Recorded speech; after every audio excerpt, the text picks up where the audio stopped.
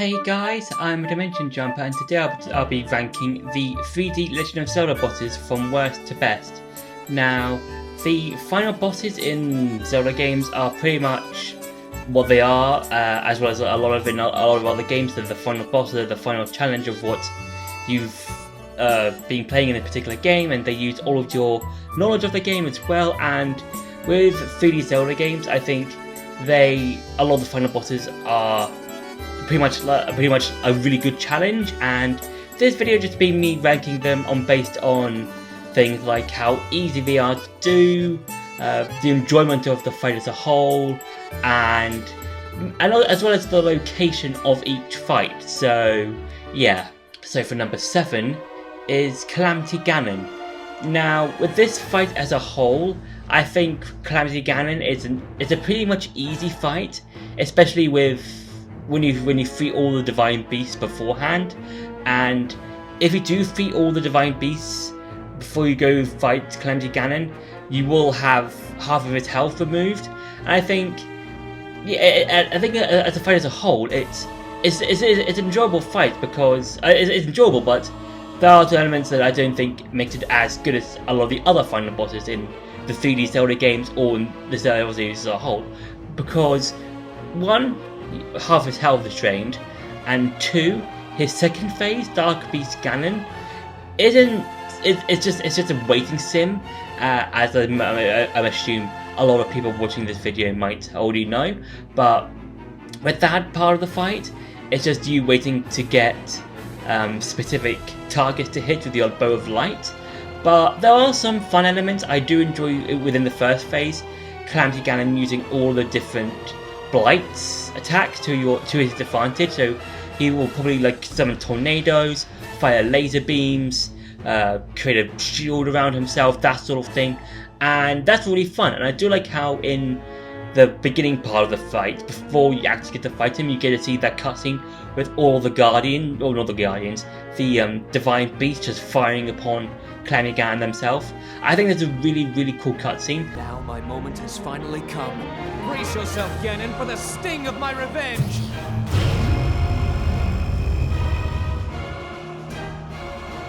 This will be our final opportunity. We will not fail.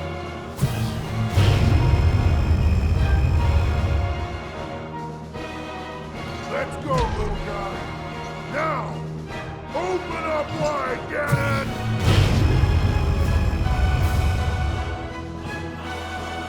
100 years in the making. Hold on, princess. Our moment has arrived.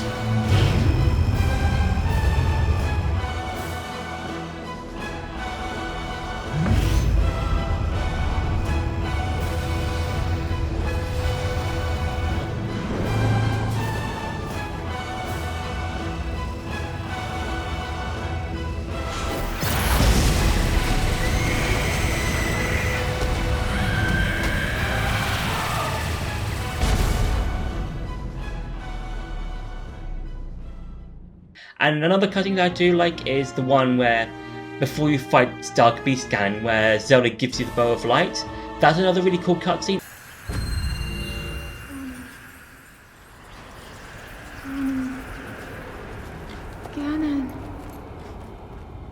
Ganon was born out of a dark past. He is a pure embodiment of the ancient evil that is reborn time and time again. He has given up on reincarnation and assumed his pure, enraged form. If set free upon our world, the destruction will be unlike anything ever seen before.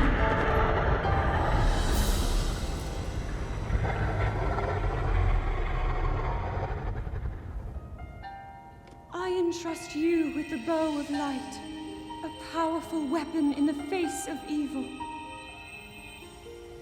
Link, you may not yet be at a point where you have fully recovered your power, or all of your memories. But courage need not be remembered, for it is never forgotten. I'll probably be putting clips of those two cutscenes in this video, but overall I think the Calamity Ganon fight is, out of all of the other 3D Zelda game or 3D Zelda game bosses when it comes to fighting the final one, is probably the weakest one, so yeah. For number 6 is Majora's Mask from The Legend of Zelda Majora's Mask. Now this fight, I would say is kind of similar to Calamity Ganon, in the sense that it's very easy to do, mainly because throughout the whole of Majora's Mask, one of the main things you do is collect a variety amount of masks.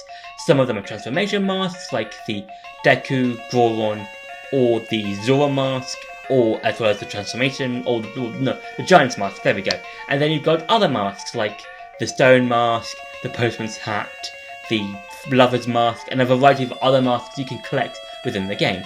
And if you give all of your masks, excluding the transformation masks, to the boss children that's within the moon, you get the Fierce Deities mask, and that helps you a lot. It's kind of similar to the Divine Beasts. If you freed all of them, they help you a lot within the final fight with Calamity Ganon, and that's what it is with the Fierce Deity mask. It makes Link turn to the Fierce Deity, and it just shows it, or use not shockwaves, laser sword beams to hit Majora's Mask, and it goes from Majora's Mask to Majora's Wrath, and then to another one that I'm not 100% sure what the final form is for Majora's Mask for the final fight, but it's a 3-stage fight, and I think it's just really easy if you just have the Fierce Deities mask on. And yeah, I think overall it's a fun fight, but I think just because of the Fierce Deities mask, it makes it a whole lot more easier. So yeah. For number 5 is Ganondorf from The Wind Waker. Now this fight is an interesting one because it starts off with the first phase being you having to fight puppet Ganons, which like these various forms. I think the first one is like the typical like beast form Ganon that you see in like Breath of the Wild, the original Zelda game, A Link to the Past, and various other Zelda games that have the beast form of Ganon. And then I think the next form is a giant spider, and then the final form is a giant dragon snake looking thing. And I think the first phase is fun to a point because they all get a bit harder, and I think the final part of the first phase with the giant dragon snake is a bit difficult, and it can get very annoying, and I think it can go on a bit too long. But overall, it's for a first phase, it's really enjoyable. And then for the second phase, it's a more typical sword clashing against sword type of thing, like in Twilight Princess or in Breath of the Wild, Tears of the Kingdom. And you also get a help from Zelda, because in the game you get the Mirror Shield and the Bow of Light or Light Arrows, and yeah, and Zelda uses your bow as well as the light arrows to shoot into your Mirror Shield, which will reflect light back to Ganondorf. And that's a really cool part of the fight, and it's like a really cool tag team sort of thing, and you don't really get to see that in final fights. It kind of reminds me of the final fight in Spirit Tracks with Link and Zelda against Manitus, and Link and the Sages against Ganondorf in Tears of the Kingdom, and that's a really cool way of just having two characters sort of do a tag team against the final fight. And I do wish we got to see more of this in other games, or maybe in future Zelda games as well. So yeah, for number 4 is Ganondorf from Ocarina of Time. Now with this fight, it's in the release of the Zelda games, the very first game where we actually get to fight Ganondorf in terms of the Zelda series, and this fight is really cool. And I think because it's basically kind of feels like a sort of like not an attack back, but a sort of like a last hurrah, because within the context of Ocarina of Time,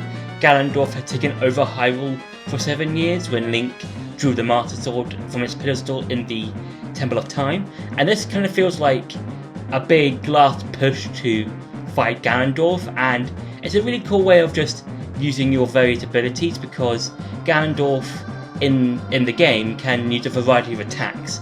So he can do a shockwave attack, he can summon a variety of energy balls, and yeah, and that's a really cool first part of the fight, and I do like how it can get a bit intense, especially when it comes to whenever he does his shockwave attack, whenever he hits the ground, because that will remove several tiles that are on the floor, and you have to use a quick thinking as well as using the hover boots as well, because the hover boots are quite useful for that part of the game, because they let you hover for about 3 seconds, and yeah, and I think it's a lot better if you use the Bigoron sword for this part of the fight, and then a bit for the first half of his Ganon fight. And I also like how between phases, from the first phase to the second phase, you have to try and get out of Hyrule Castle before the time runs out, because Ganondorf tries to bring it on top of you, and you're given, I think, 5-ish minutes before the whole of the castle has fallen down.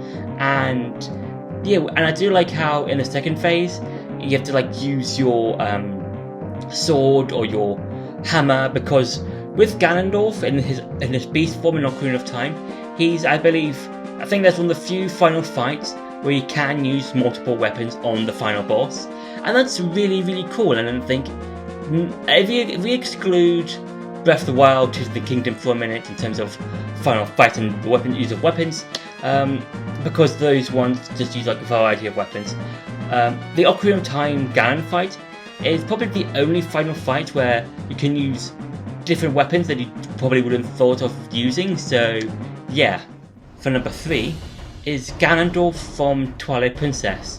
Now Ganondorf, I would say in this fight, this is probably the longest fight in terms of the final fight in 3 Zelda games, and I think the second place in terms of final fight is probably Ganondorf from Tears of the Kingdom in terms of how many phases there are. And with this one, there's the first phase is where you fight off against Ganondorf puppeting Zelda's body, so Puppet Zelda. The second phase is when Ganondorf is stripped out of Zelda's body by the help of Minda, and he becomes his beast form. The third phase is a horseback ride with Link and Zelda on an Epona, and Zelda using the bow of light to hit Ganondorf. Then the final fight is the more traditional 1v1 sword fight that we've seen in a variety of other Zelda games. And this fight, it can go on a bit long. I think it can get a bit tedious, but I do enjoy how it gets more and more intense as each part gets more deadlier than the last, because it's just using a variety of because Ganondorf just uses a variety of his abilities to his advantage to try and defeat Link. And yeah, it's just a really cool fight. And one thing I'm not a huge fan of this fight, other than the length of it, is probably the horseback ride part.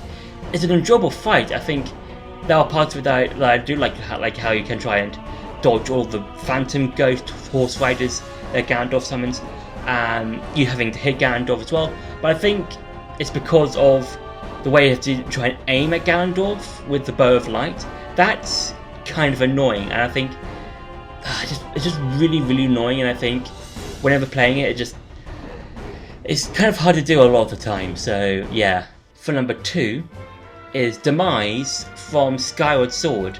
Now with this fight, it's so cool. I think this is a really cool encapsulation of Skyward Sword as a whole, because whenever you do see Demise in the future, or in your present or the future, depending on who you ask, the Demise is basically the imprisoned, they're basically a big scaly monster that breaks out of his seal a couple of times throughout the game.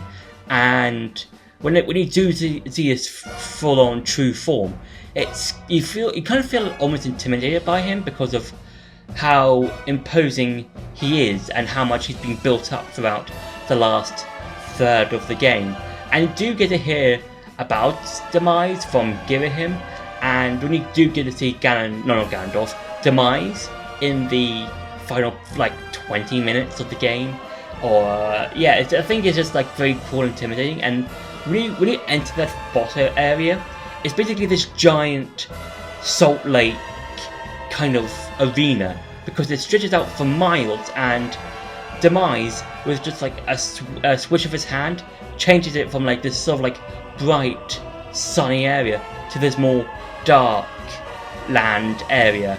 And with the fight, it's similar to like a lot of fights, especially with Girahim's fight, where you have to like try and bait him to do a particular sword block and then hit him in the opposite direction, and that's a really cool first half. But then with the second half, there's like lightning strikes that appear around the arena, and both Link and Demise can use these lightnings to their advantage to create electrified Skyward strikes, and that's really cool. And this is one of the few times where where Demise uses an ability similar to yours against you. It's kind of like the final Girahim fight before this final fight, as well as Ganondorf in Tears of the Kingdom, which I'll talk about in a minute. And with this final fight with Demise, it's just a really, really cool, intense fight, and it's really, really fun. So yeah. And for number 1 is Ganondorf from Tears of the Kingdom. Now this is probably the best final fight, as well as best final Ganondorf fight we've had, because within the game we do get to see bits of Ganondorf through the dragon tears that you can find throughout the game. We do get to see him towards the end of the main story, once we found all of the sages, and then we had to go down beneath the depths to find him. And this is a really cool fight, and I do wish we kind of got to see more of him a bit throughout the main story, mainly around the Gerudo area, mainly because Ganondorf is so closely tied to them. It would have been cool to see him kind of spying on Link and the Gerudo, trying like let's say trying to like bring some of them over to his side, maybe because of how all you see in the cutscenes how loyal the Gerudo are to him during the imprisoning war, or before the events of the imprisoning war. And yeah, but with this final fight, here's a variety of phases. So with the first part, it's mainly just a 1v1, and then the sages come in after fighting all the dungeon bosses, and then there's the one part of the fight that's so cool, and that is when he uses his secret stone. And when he becomes a demon king, his form will change into that sort of like more demonic looking form, and then you can see his health bar just going. It'll go and it'll continue until it's almost off screen. And I think that's a really cool way of making a boss more intimidating, where you just see the entirety of his health bar just going beyond its normal limit. And yeah, it's just really cool. And then for the final phase, he becomes a dragon, and that's a really cool twist, because when you hear about the whole dragon becoming a dragon from the secret stone, you're like, okay, so Zelda becomes the dragon to heal the Master Sword. That's quite cool. It's a heartbreaking tragedy, but it's somewhat necessary if Link has to have an edge over Ganondorf. And then when you see Ganondorf become a dragon himself, it's like, okay, this is him pushed to his absolute limits. It's kind of similar to Zelda in the final secret memory, where she has no other choice but to become a dragon. And with that final fight with Dragon Ganondorf, it's kind of similar to the Dark Beast Ganon in Breath of the Wild, but I feel like with that fight it's a whole lot better, because you are assisted by Dragon Zelda, and you can jump to any of his weak spots, and as well as avoiding all of his attacks. And then you've got the final like hit where you hit Ganondorf's Secret Stone, which will make him explode in this giant beam of light, which is like, it was really cool. So yeah, that's been me ranking all the final bosses from the 3D Zelda games. I hope you enjoyed this video. Don't forget to like, share and subscribe, and I'll see you in the next video.